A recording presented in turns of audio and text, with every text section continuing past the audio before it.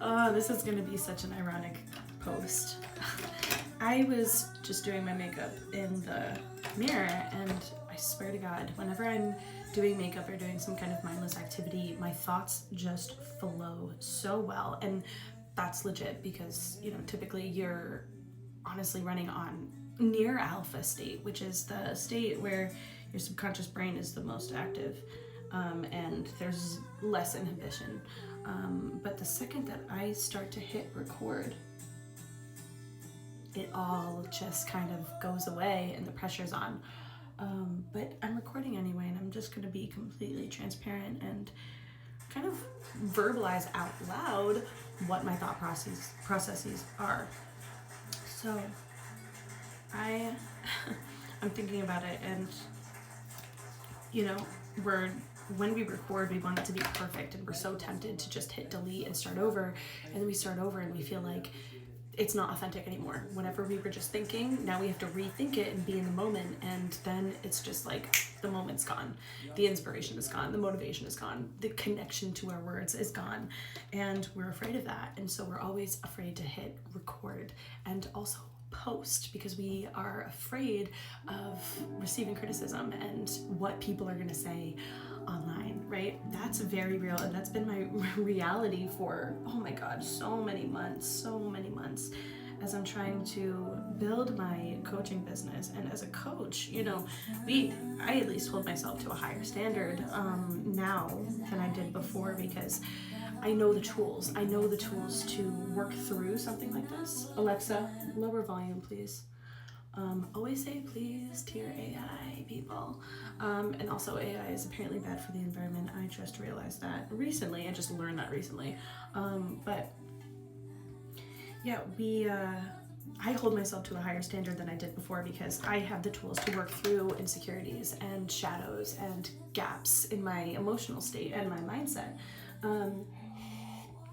I would consider myself a pro at manifesting now at this point. But social media has always been, oh my goodness, not always, but the past several months especially, it's been my biggest struggle. And that's just it.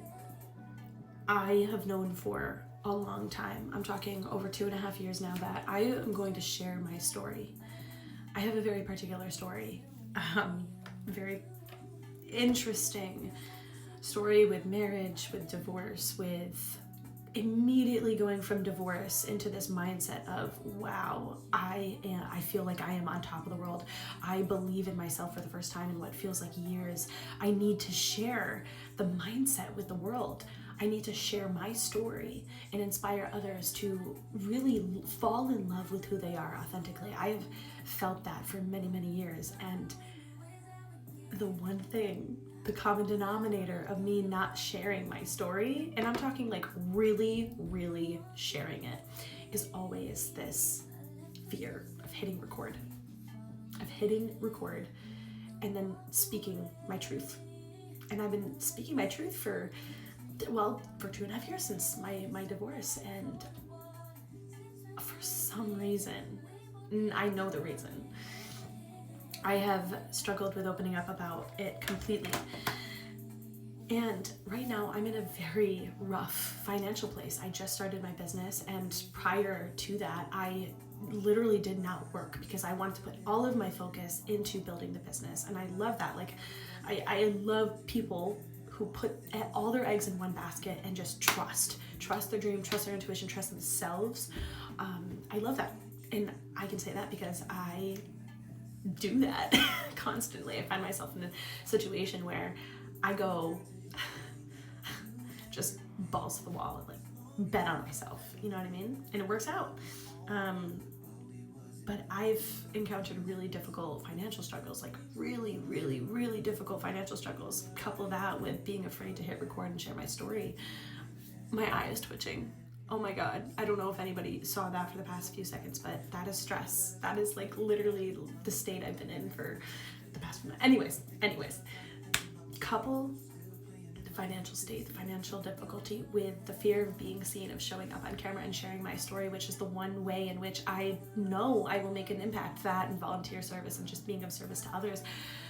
you get stagnancy and you get holding yourself back, and then you open yourself up to all sorts of negative thoughts and labels and judgments and misconceptions about yourself that I know I'm not.